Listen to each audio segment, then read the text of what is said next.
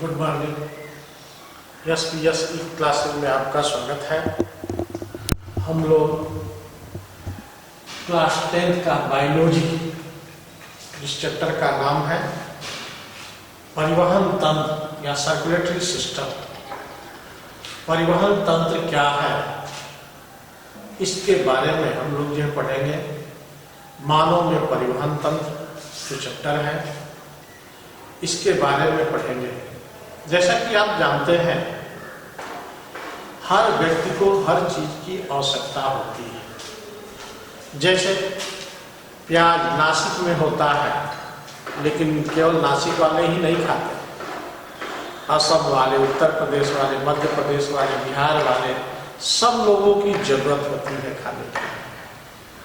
तो वहां से प्रोडक्ट होकर के वो पूरे चारों तरफ देश में फैलाया जाता है, जिससे सभी की खाद्यान्न की आवश्यकताएं जो है पूरी हो सके। वैसे ही चीनी पैदा होती है उत्तर प्रदेश, कुछ खास प्रदेशों में, लेकिन चीनी की आवश्यकता सबको होती है, जो हम विभिन्न माध्यमों के द्वारा, ट्रेन द्वारा, ट्रक द्वारा, अन्य संसाधनों द्वारा पूरे भारत में उसको हम लोग ट्रांसपोर्ट करते हैं, परिवहन करते हैं, जिससे सभी लोगों को चीनी उपलब्ध हो पाती है। उसी तरह से हम लोगों के शरीर में भी बहुत ऐसे आवश्यक चीजें हैं जिनकी आवश्यकता सभी सेल्स की हो, सभी कोशिकाओं की है, लेकिन उसका प्रोडक्शन एक जगह होता है। ऐसे सभी जगह पहुंचाने के लिए जीवों के शरीर में एक प्रकार का परिवहन तंत्र स्थापित है। परिवहन तंत्र के 3 पार्ट्स हैं। पहला रुधिर, दूसरा हृदय और तीसरा रुधिर वाहिनियां। मानव में मैं बोला, मानव में रुधिर के परिवहन के लिए या मानव में पदार्थों के परिवहन के लिए 3 पार्ट्स हैं। पहला रुधिर, दूसरा रुधिर वाहिनियां, तीसरा हृदय। ये 3 ऐसे मीडियम हैं, ऐसे माध्यम हैं, जिनके द्वारा पदार्थों का परिसंचरण हम लोगों के शरीर में सुचारू रूप से होती है। ऐसे परिवहन के लिए हम लोगों के शरीर के अंदर एक प्रकार का जटिल तंत्र स्थापित है, जिसको परिवहन तंत्र कहते हैं। इस परिवहन तंत्र को हम लोग 2 भागों में बांटते हैं। पहला खुला रक्त परिसंचरण और दूसरा बंद रक्त परिसंचरण। इसका मतलब क्या होता है?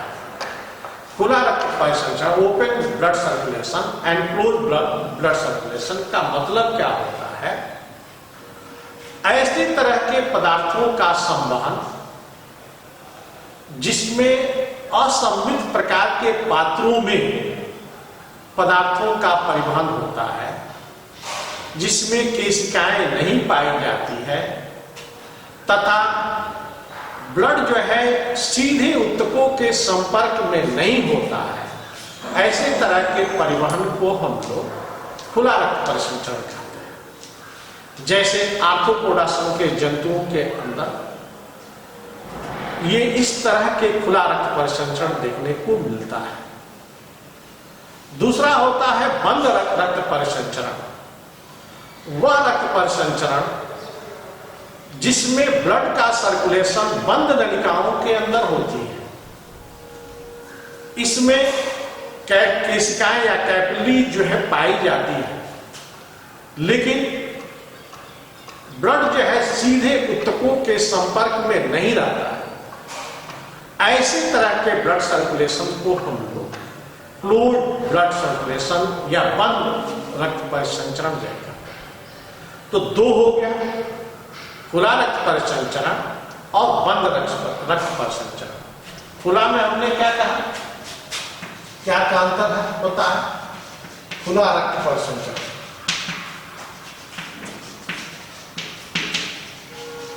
दूसरा क्या मैं बोल रहा था? बंद रक्त परिसंचरण।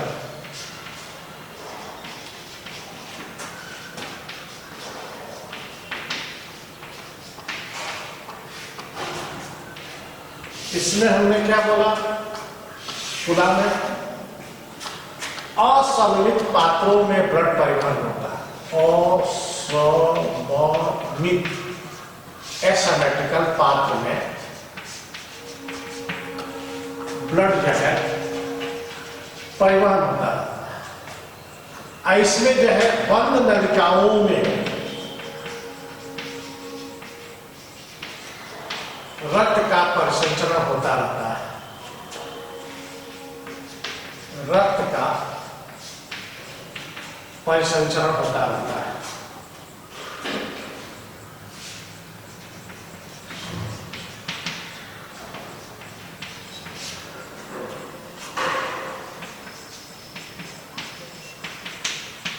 पहला पॉइंट। दूसरा पॉइंट है, इसमें केशिकाएं नहीं होती है। Capillary are absent. इसमें एक रुधिर वाहिनियों से दूसरे रुधिर वाहिनियों के बीच या ऊतकों के अंदर बहुत पतली पतली नलिकाएं होती है। इन नलिकाओं को हम कैपिलरी या केशिकाएं कहते हैं। इसमें ये केशिकाएं जो है पाई जाती है। तीसरा अंतर है, रुधिर ऊतकों के संपर्क में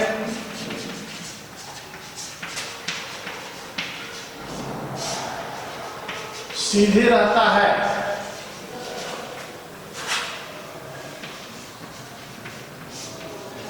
इसमें सीधे नहीं रहता है, ठीक उल्टा बोलेंगे। उसमें रुधिर ऊतकों के संपर्क में सीधा नहीं रहता है। चौथा अंतर है, इसमें बहुत से रुधिर जाल फैले होते हैं। इसमें निश्चित तरह की वाहिनियां होती है जो निश्चित अंगों को वह रुधिर ले जाने से जो है संबंधित होती है। ये अंतर होता है। एग्जाम्पल इसका क्या हो जाएगा, ये हमने बोला जितने आर्थ्रोपोडा के संघ हैं, आर्थ्रोपोडा के जंतु कीट वर्ग के जंतु जो है, वो कीट वर्ग के जंतु जो है इसके अंतर्गत जो है ये खुला रक्त परिसंचरण पाया जाता है। जबकि मनुष्य में बंद रक्त परिसंचरण पाया। जितने कार्डियक संघ के जंतु हैं, गिलहरी, मछलियां, मेढक, ये आपके जो है जहरीले वर्ग के, ये सारे कार्डियक संघ के जो आते हैं, उन सभी वर्ग के जंतुओं के शरीर में ये जो है आपका बंद रक्त परिसंचरण जो होता है। तो मनुष्य में किस प्रकार का रक्त परिसंचरण होगा, बंद रक्त परिसंचरण। कीट में जो है किस प्रकार का रक्त परिसंचरण होगा, खुला रक्त परिसंचरण। ये ध्यान दीजिएगा, बंद रक्त परिसंचरण और खुला रक्त परिसंचरण। अब हम लोग पढ़ेंगे रक्त परिसंचरण, मानव में रुधिर परिसंचरण। ये मैं बोल रहा था कि मानव में रुधिर परिसंचरण, मानव में परिसंचरण।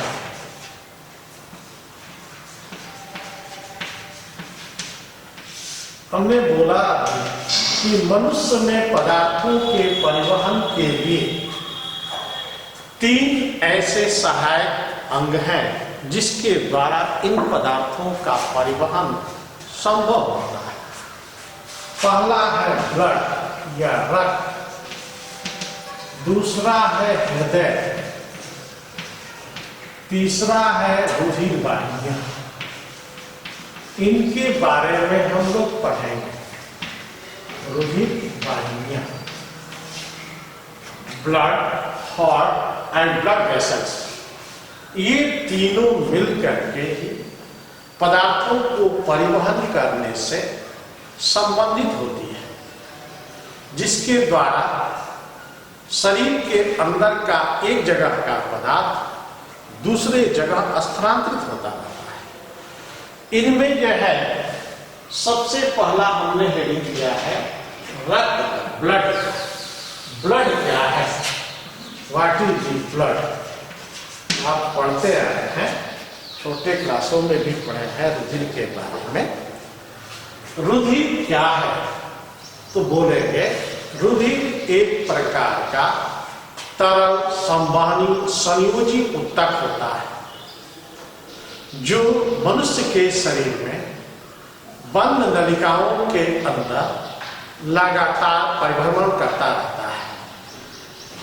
एक स्वस्थ व्यक्ति के शरीर में यदि उसके शरीर का वजन 70 किलोग्राम है तो ऐसे व्यक्ति के शरीर में 5 से 6 लीटर तक रुधिर पाई जाती है, जो शरीर के कुल 7 से 8% भाग का निर्माण करती है। यह ब्लड ये जो है लाल रंग के तरल पदार्थ होते हैं जिसका कंपोजिशन निम्न है। अर्थात रक्त का संगठन, रक्त का संगठन, कंपोजिशन ऑफ ब्लड।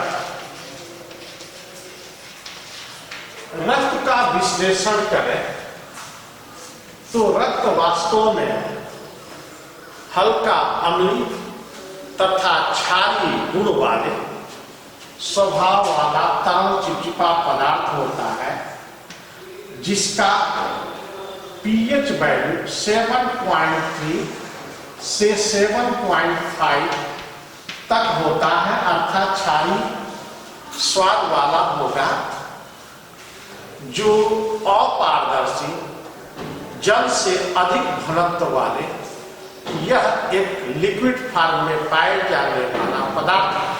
क्या क्या बोलिए? फिर से पूछिए। रक्त रुधिर क्या है?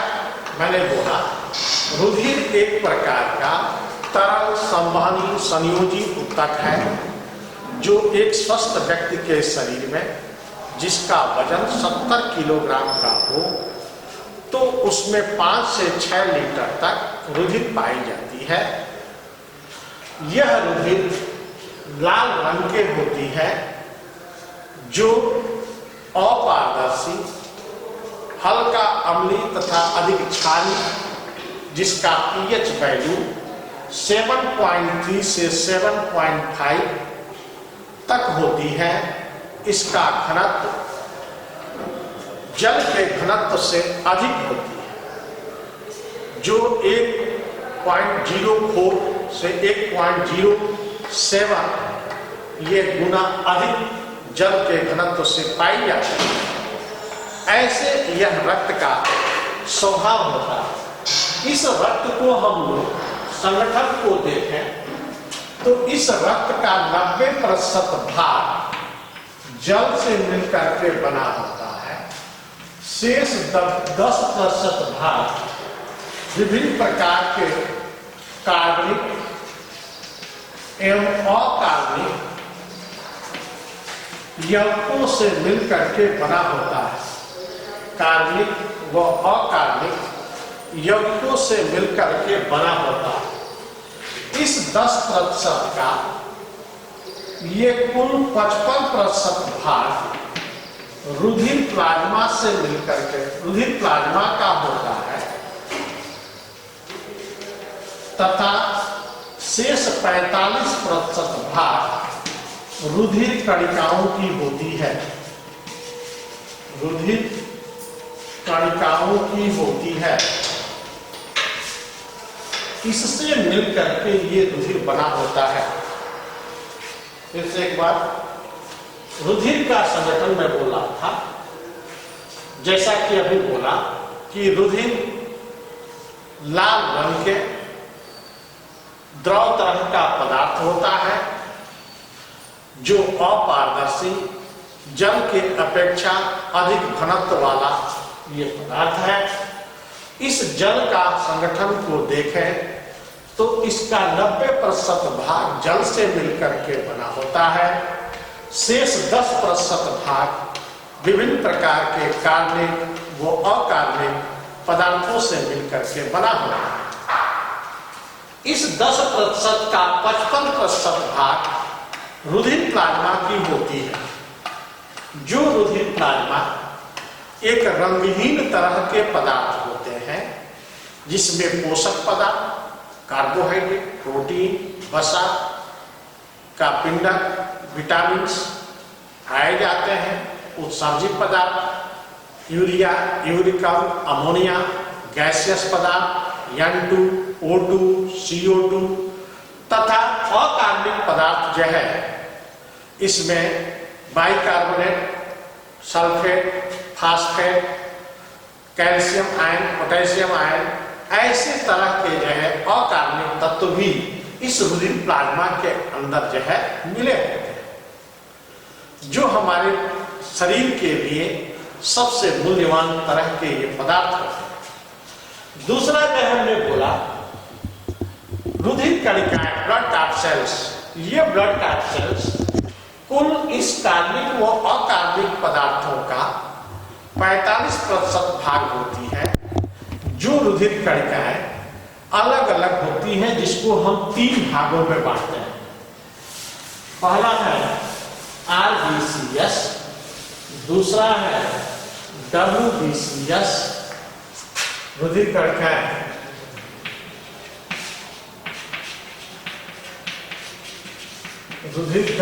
में पहला हम लोग पढ़ेंगे लाल रुधिर कणिकाएं,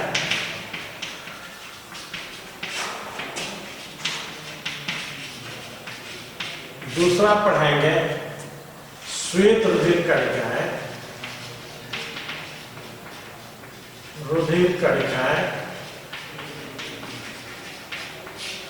और तीसरा होगा रुधिर प्लेटलेट्स।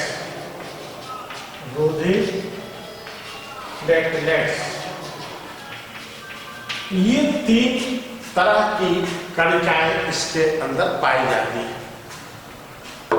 रुधिर कणिकाओं में RBCS या रेड ब्लड कार्सेल्स जिसको कहते हैं, लाल रुधिर कणिकाएं क्या है? पहला जो हमने लिखा है लाल रुधिर कणिकाएं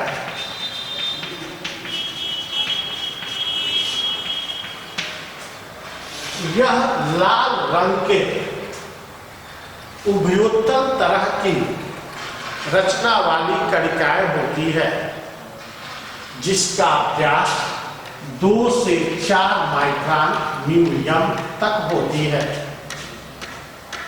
यह लाल रुधिर कणिकाएं की मात्रा 45 से 55 लाख प्रति घन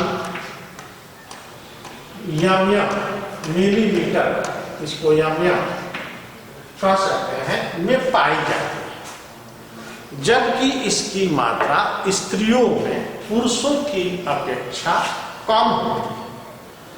ये लाल रुधिर कणिकाएं लाल रंग की होती है क्योंकि इसमें हीमोग्लोबिन नामक पदार्थ जो है पाई जाती है, जो लाल रंग की कणिका के कारण बनती है। और ये लाल रुधिर कणिकाएं हमारे श्वसन तंत्र में, श्वसन के कार्य में एक सहायक होती है। फिर से एक बार और समझ जाए, लाल रुधिर कणिकाएं यह लाल रंग के उभयोत्तल आकार की कणिका होती है जिसकी परिमाण 2 से 4 माइक्रोन एम तक पाई जाती है। यह अपारदर्शी होती है। इनकी संख्या 45 से लेकर के 55 लाख प्रति घन एम तक होती है। इसमें हीमोग्लोबिन नामक रंगाकण पाई जाती है। इस रंगाकण के कारण ये लाल रंग की दिखती है। यह हीमोग्लोबिन हमारे श्वसन क्रिया में सहायता करती है, जो ऑक्सीजन को कैरी कर हर सेल तक पहुंचाती है तथा हर सेल से CO2 को निस्तारित करके पेट तक लाने में जो है मदद करती है। दूसरा होता है श्वेत रुधिर कणिकाएं। श्वेत रुधिर कणिकाएं यह रंगहीन तरह की कणिका होती है। इसमें हीमोग्लोबिन उपस्थित नहीं होता है। इनकी संख्या जो है लाल रुधिर कणिकाओं की अपेक्षा कम होती है। लगभग ये छोटे छोटे केंद्रक युक्त कणिकाएं 5000 से लेकर के 9000 तक जो है प्रति घन यम में ये पाई जाती है। इसकी आयु भी बहुत कम होती है, लगभग 1 से 2 दिन तक। किसी बुक्स में 20 दिन तक दिया है, तो आप लोग घबराइएगा मत। किसी बुक्स में 1 से 2 दिन तक दिया है, जबकि इसकी आयु जो है 120 दिन तक होती है लाल रुधिर कणिकाओं की।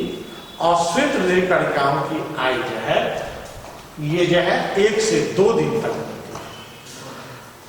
जो जिनकी संख्या प्रति घन यम में 5000 से लेकर के 9000 तक ये पाई जाती है।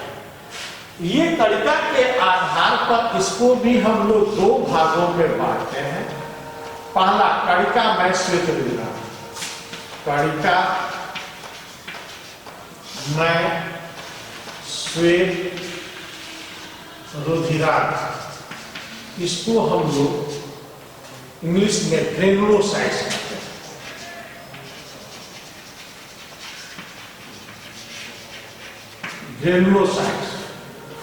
ग्रेनुलोसाइट्स यह कण युक्त तरह की होती है, जो छोटे छोटे केंद्रक युक्त तरह के कणों के रूप में रुधिर के अंदर पाई जाती है। इसको अभिरंजक के आधार पर 3 भागों में हम लोग बांटते हैं। पहला है इयोसिनोफिल।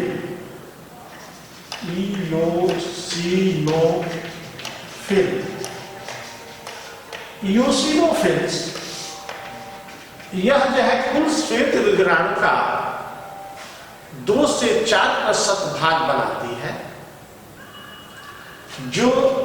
जिसके कोशाद्रव्य के अंदर पाए जाने वाले पिंडक 2 पिंडकों में बटे होते हैं।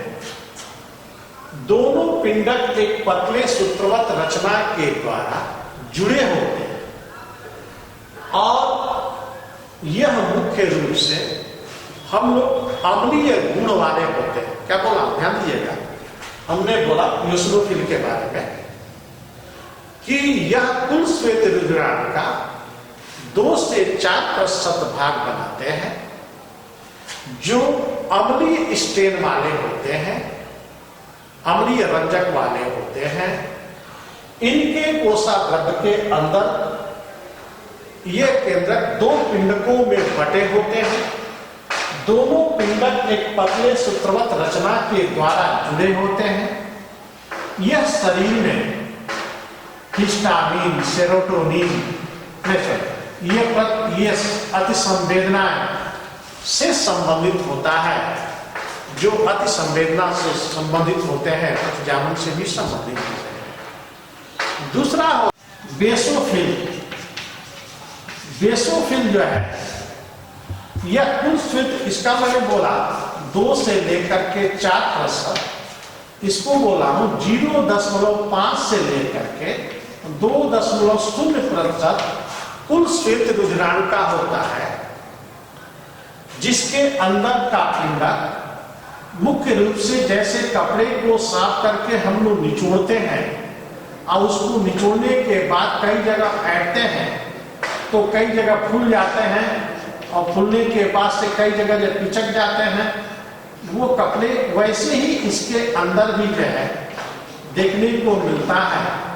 ये 3 पिंडकों के रूप में हम उभरा हुआ दिखाया हूं, और बीच में जो है ये ऐंठे हुए ऐसे तरह की रचना, ऐसे तरह की रचना इसके अंदर है, जो ऐंठ गए हैं, बीच में पतले हो गए हैं, ऐसे तरह के पिंडकों में बटे।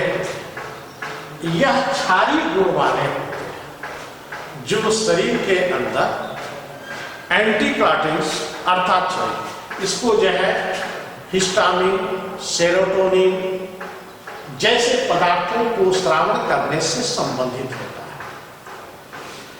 तीसरा होता है इसमें आपका न्यूट्रोफिल। न्यूट्रोफिल, यह न्यूट्रोफिल यह कुल श्वेत रुधिराण का 60 से लेकर के 70% भाग का निर्माण करते हैं, जो न इसमें इनके अंदर के कोशाद्रव्य में जो है ऐसे कटे फटे जो है तरह की रचना इनके पाई जाती है, जिनमें पिंडकों की संख्या 4 से भी अधिक होती है, 3-4 तक होती है। और न तो ये अम्लीय होते हैं और न ही क्षारीय होते हैं, बल्कि उदासीन होते हैं, जो इस ब्लड के अंदर घूम घूम करके ये पदार्थों के माध्यम से, स्यूडोपोडिया के माध्यम से हानिकारक रोगाणुओं को भक्षण करने का कार्य करते हैं। इन तीनों में अंतर क्या हो जाएगा, इससे एक बात समझ जाए। यूसिनोफिल कुल श्वेत रुधिराण का 2 से 4% भाग होता है। बेसोफिल कुल श्वेत रुधिराण का 0.5 से 2.0% भाग होता है। न्यूट्रोफिल कुल श्वेत रुधिराण का 60 से 70% भाग होता है। पहला अंतर। दूसरा हमने बोला यूसिनोफिल के कोशाद्रव्य में 2 केंद्र की पिंडक पाए जाते हैं, जो पतले सुतवत रचना के द्वारा जुड़े होते हैं। बेसोफिल्स में यह पिंडक 3 होते हैं, जो ऐंठे होते हैं, कहीं पर पतले, कहीं पर उभरे हुए, कहीं पर पतले। ऐसे कपड़े को साफ कर निचोड़ा जाता है तो ऐंठन के द्वारा वो कहीं खुल जाते हैं, कहीं पिचक जाते हैं। वैसे ही तरह की रचना इसके अंदर पाई जाती है, जबकि इसके अंदर के कोशाद्रव्य में कई जगह कटे फटे होने के कारण पदार्थ जैसे रचना बनाते हैं, जिनकी संख्या 4 से अधिक होती है। अगला यूसिनोफिल अम्लीय अभिरंजक वाले होते हैं। बेसोफिल क्षारीय अभिरंजक वाले होते हैं। न्यूट्रोफिल उदासीन होते हैं। ये जो है उदासीन होते हैं।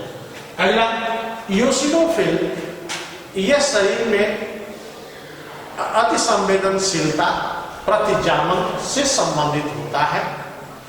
बेसोफिल सेरोटोनिन, ये सेरोटोनिन, हिस्टामिन, हिपेरिन जैसे पदार्थों के स्राव से संबंधित होते हैं, जबकि न्यूट्रोफिल यह हानिकारक तरह के रोगाणुओं को भक्षण करने से संबंधित होते हैं। यह हमको लगता है आप लोगों को समझ में आ गया होगा। ये ब्लड के कंपोजिशन में बोल रहा हूँ। लाल रुधिर कणिका के बाद श्वेत रुधिर कणिका के दूसरे पार्ट के बारे में बोल रहा था। कौन सा? कणिका में श्वेत रुधिराण या ग्रेनुलोसाइट्स के बारे में बोल रहा था। ग्रेनुलोसाइट के कितने पार्ट्स हो गए? 3 पार्ट। पहला कौन सा है? यूसिनोफिल। दूसरा कौन सा है? बेसोफिल। तीसरा कौन सा है? न्यूट्रोफिल। तीनों में मैंने कंपेयर किया कि आसानी से आप लोग जो है समझ जाए। दूसरा है इस श्वेत रुधिराण का कणिका में, ये जो है दूसरा है ए ग्रेनुलोसाइट या कणिका रहित, कणिका रहित श्वेत रुधिराण।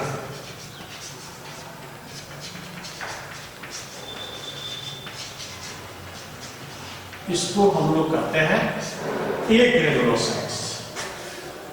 ए ग्रेनुलोसाइट्स।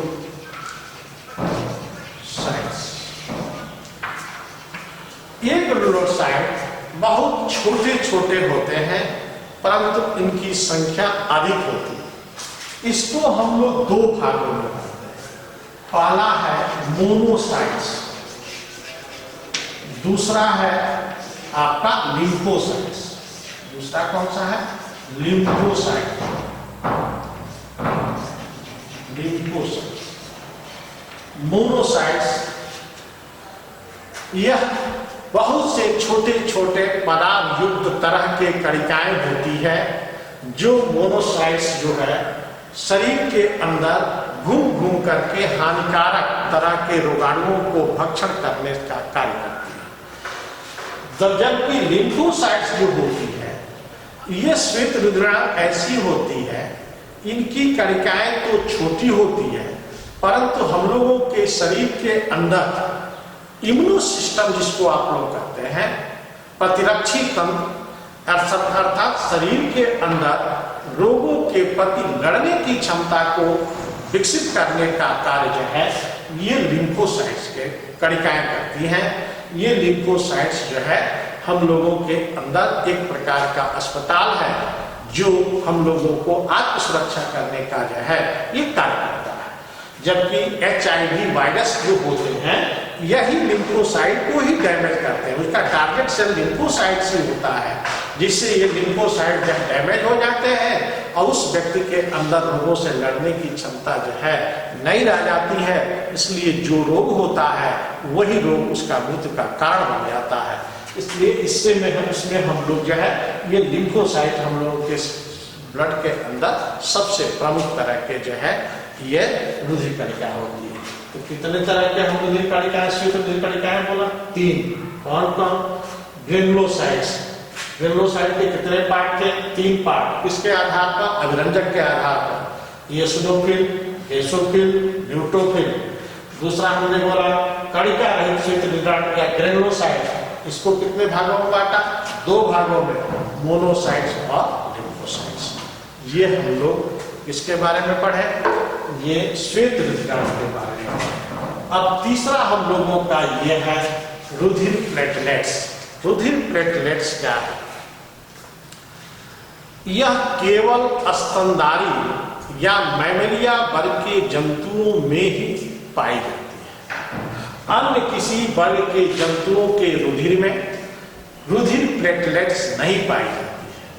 रुधिर प्लेटलेट्स लगभग 2 से 3 लाख प्रति घन यम में इनकी संख्या होती है, जो शरीर के अंदर क्लॉटिंग सिस्टम, ब्लड का क्लॉटिंग सिस्टम से संबंधित होती है और ये द्रव रुधिर को ठोस में बदल करके रुधिर बहाव को रोकने का जो है कार्य करती है। ये हम लोग रुधिर कणिकाओं के बारे में पढ़े।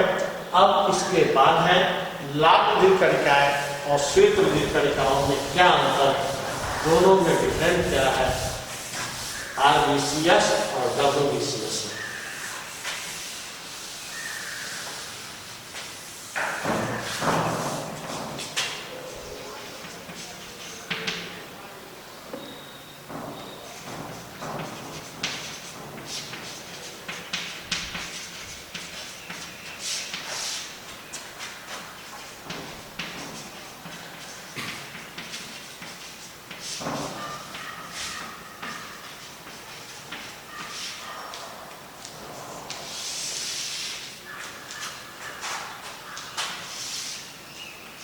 पहला अंतर है लाल रुधिर कणिकाएं लाल रंग के, किस रंग की होती है? रेड कलर की। इसको कहते हैं रेड ब्लड कार्सेल्स।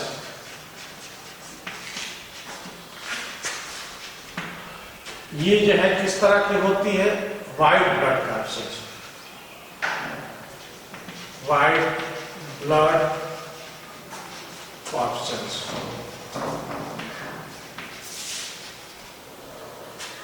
इसमें हीमोग्लोबिन पाई जाती है, हीमोग्लोबिन पाई जाती है। इसमें हीमोग्लोबिन एब्सेंट होता है, नहीं पाई जाती। तीसरा, इसकी आयु या एज जो होती है वह अधिकतम 120 दिन तक होती है। इसकी आयु अभी मैं बोल रहा था 1 से 2 दिन तक ही होती है। अगला चौथा है लाल रुधिर कणिकाओं की संख्या 45 से लेकर के 55 लाख प्रति घन यम पाई जाती है, जबकि इसकी संख्या 5000 से लेकर के 9000 प्रति घन या क्यूएम यम पाई जाती है।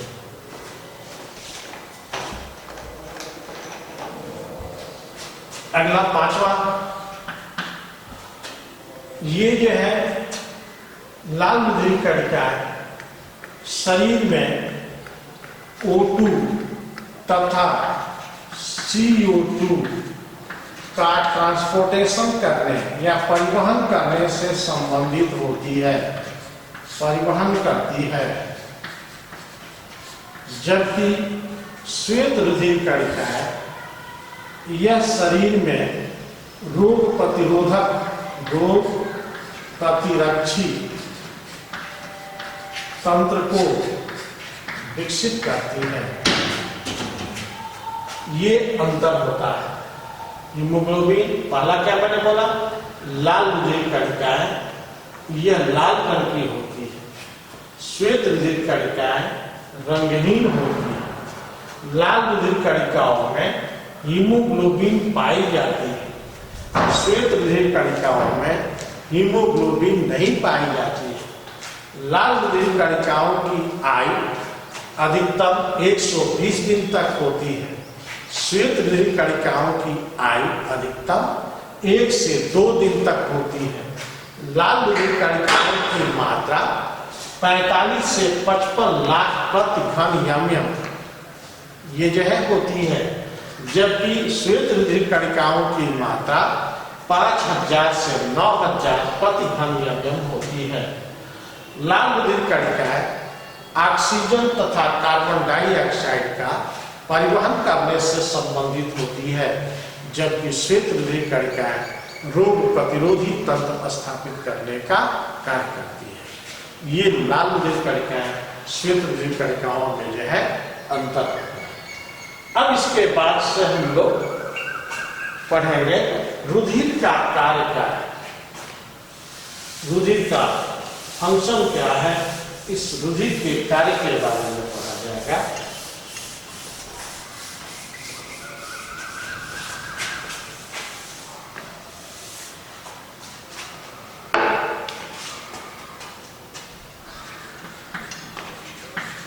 रुधिर का function of blood.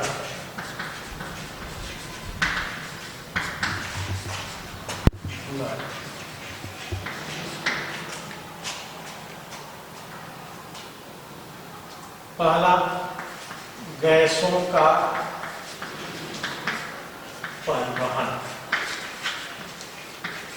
Transportation of gases. रुधिर में हीमोग्लोबिन जो होती है, वह हीमोग्लोबिन ऑक्सीजन के साथ क्रिया करके ऑक्सी हीमोग्लोबिन के रूप में ऑक्सीजन को परिवहन करती है तथा पुनः जो है हीमोग्लोबिन कार्बन डाइऑक्साइड के साथ क्रिया कर हीमोकार्बोनिल H2CO3 हीमोकार्बोनिल के रूप में CO2 को निस्तारित करती है। क्या बोला? हीमोग्लोबिन ऑक्सीजन के साथ अस्थायी बंध के रूप में जुड़ करके फेफड़े से ऑक्सीजन को हर कोशिकाओं तक पहुंचाने का कार्य करती है तथा वहां पर CO2 का सांद्रता अधिक होती है, जो हीमोग्लोबिन से क्रिया कर हीमोकार्बोनिल या हीमोकार्बोनिल के रूप में यह कार्बन डाइऑक्साइड को विस्तारित करके फेफड़े तक ले आने का कार्य करती है। पहला कार्य।